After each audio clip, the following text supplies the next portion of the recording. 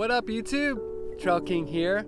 Welcome to my channel where I promote and educate about trail building, riding, and maintaining.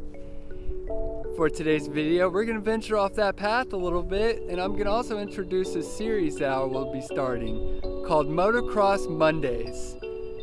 So motocross has always been a huge influence in my life since I was a kid. You know, my dad used to race motocross, and right before I got into mountain biking, I did a little bit of motocrossing myself. Well, right when I made that decision, I met my best friend back in '96, Vernon McKiddie, who was getting into motocross.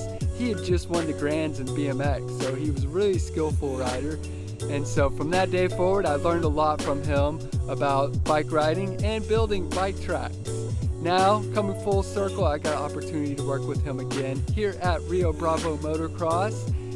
I'm helping to manage this area with him and also build new tracks with him. So the first video we're going to introduce into this series is a day that we took a trip to Louisiana.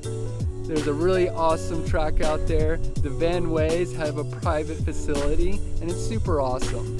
On this day, we went out there and we did a few track changes, some upgrades, and then Vernon had the opportunity to ride a loaner KTM 4-stroke. So he was out there ripping some laps.